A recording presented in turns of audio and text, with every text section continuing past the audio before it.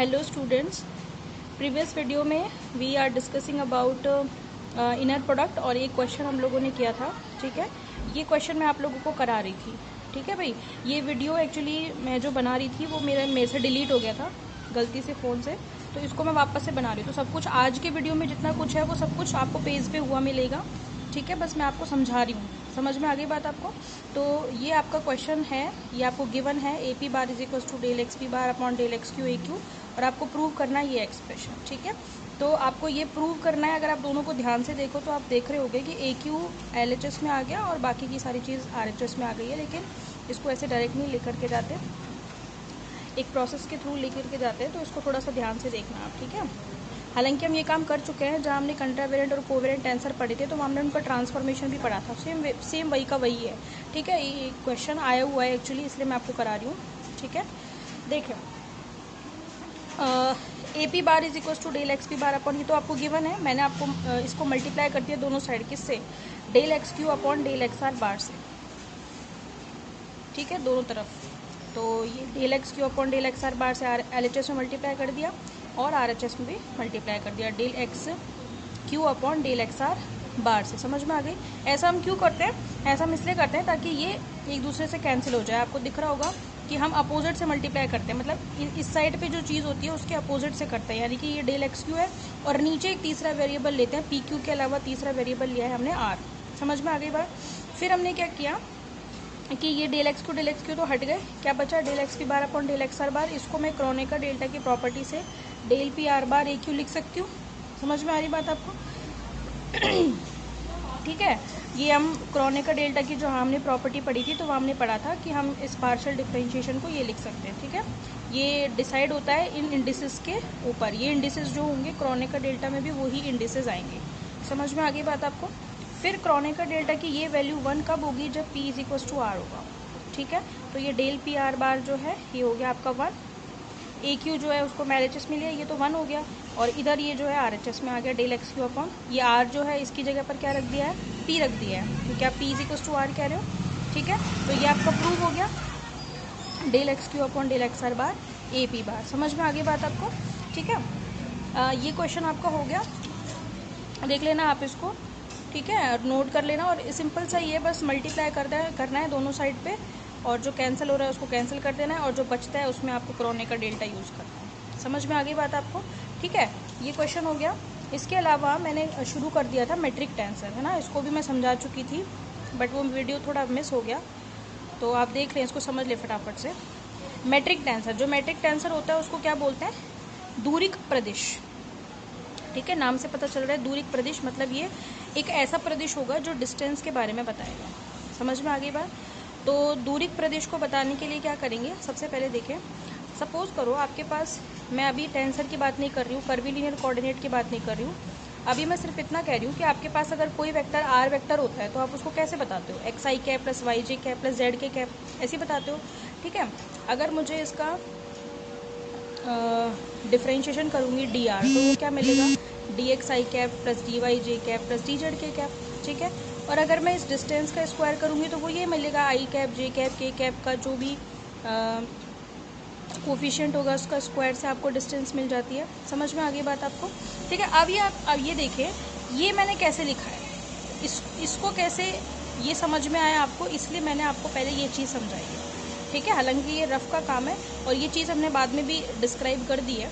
ठीक है, तो आगे मत ध्यान दो, अभी जहाँ जितना समझा रही हूँ उतना ध्यान दो। ठीक है, कार्टेशियन सिस्टम में अगर आपको कोई डिस्टेंस शो करनी हो तो आप ऐसे तो करोगे, ये बस ये जो डी आर है उसकी जगह हमने यहाँ पे इसको डी एल से शो किया है, तो d l square is equal to d x square plus d y square plus d z square. ये तो कब है?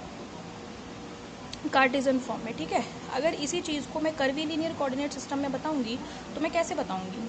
कर्वीलिनियर कोऑर्डिनेट सिस्टम में क्या होता है, कोई भी दूरी का वर्ग जो होता है वो एस फ्रेम में और एस डैश फ्रेम में इक्वल होता है। क्या बोल रही हूँ मैं? दूरी का वर्ग इन कर्वीलिनियर कोऑर्डिनेट सिस्टम इक्वल होता है किसी भी एस फ्रेम और एस डैश फ्रेम में। तो ये दो अलग अलग फ्रेम हैं, उनमें ये जो डिस्टेंस का स्क्वायर है वो है इक्वल। ठीक है, कर्वीलिनियर कोऑर्डिनेट सिस्टम में आपने देखा होगा कि कर्वीलिनियर और कार्टेशियन में फ़र्क किसका था? बेस वेक्टर और स्केल फैक्टर्स का था। तो अगर मुझे इसी डिस्टेंस को अगर कर्वीलिनियर कोऑर्डिनेट्स में शो करना होगा तो मैं कैसे शो करूँगी उसको? बेस वेक्टर्स के थ्रू। समझ में आ गई। अब क्योंकि डिस्टेंस का स्क्वायर है,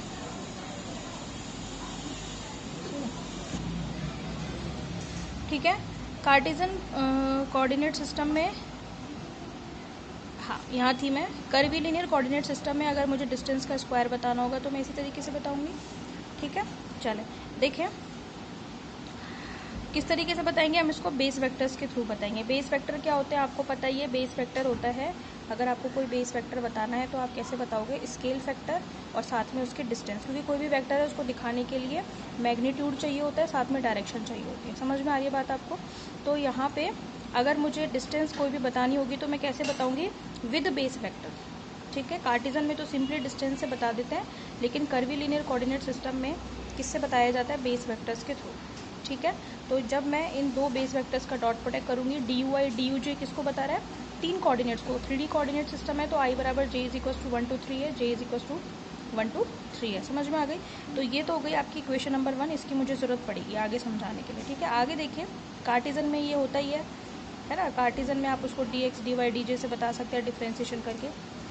टेंसर नोटेशन देखिए, कर्वीलिनियर कोऑर्डिनेट्स को अगर टेंसर नोटेशन में दिखाना हो तो उनके ऊपर बार लगा के शो किया जाता है, यानी कि x1 बार, x2 बार और x3 बार। समझ में आ गए, 3 कोऑर्डिनेट्स होते हैं, u1 u2 u3, ठीक है। आगे देखिए इसके बाद अब देखिए, अब ये जो हमने इक्वेशन नंबर 2 लिखी है, इसी को, ये तो हमने लिखी है कार्टेशियन में, इसको टेंसर नोटेशन में कैसे शो करेंगे, r vector is equals to x1 i cap, x2 j cap, x3 k cap. Simple सी बात है, एक्स वाई जेड की जगह x1 x2 x3 काम में लेते हैं, और d r vector is equals to क्या हो जाएगा, dx1 dx2 dx3। समझ में आ गई बात आपको। तो जो इक्वेशन 2 है वो कार्टेशियन में बता रही है, इक्वेशन 4 जो है वो आपको क्या बता रही है, टेंसर नोटेशन बता रही है इसी इक्वेशन में। समझ में आ गई। और जो इक्वेशन नंबर 3 है वो कर्वीलिनियर कोऑर्डिनेट्स को शो कर रही है टेंसर नोटेशन में। बात आ गई समझ में। फिर मुझे क्या निकालना है, मैंने अगले स्टेप में निकाला है बी आई और बी जे, ठीक है। तो जो बी आई है वो क्या होगी, आपको पता ही है डेफिनेशन बेस वेक्टर्स की, del are upon del u i होती है, ठीक है। फिर डेल यू आई ऐसे का ऐसा, और आर वेक्टर्स को आप क्या लिख सकते हो, टेंसर फॉर्म में x1 i cap plus x2 j cap plus x3 k cap लिख सकते हैं, लिख दिया मैंने। उसके बाद मैंने क्या किया, जो यू आई है भाई, u1 को आप x1 बार लिख रहे हो तो आप यू आई को xi बार लिख सकते हो। तो बस कुछ नहीं, मैंने इसको फिर खोल दिया आगे, del x1 upon del xi bar, del x2 upon del xi bar, del x3 upon del xi bar के कैप। समझ में आगे बात। इस तरीके से आपकी इक्वेशन नंबर 5 आ गई। सिंपल है, बस यू आई की जगह आपको क्या लिखना है, खोल के xi बार xi बार xi बार। क्यों किया है, क्योंकि हम जब u1 कोऑर्डिनेट को x1 बार लिखते हैं, u2 को x2 बार लिखते हैं, u3 को x3 बार लिखते हैं, तो ui को भी तो हम xi बार लिख सकते हैं ना। तो हमने ui को क्या लिख दिया, xi बार xi बार xi बार। अब i की वैल्यू कहाँ से कहाँ तक है, 1 से लेके 3 तक, ठीक है।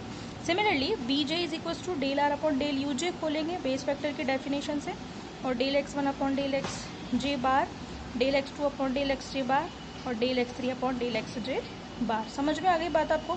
तो ये हो गई इक्वेशन नंबर 5 और ये हो गई इक्वेशन नंबर 6। अब अगला काम क्या है, क्योंकि मुझे ये चीज़ें रखनी है इक्वेशन नंबर 1 में, और इक्वेशन 1 में मुझे किसकी ज़रूरत पड़ेगी, b i dot b j vector की।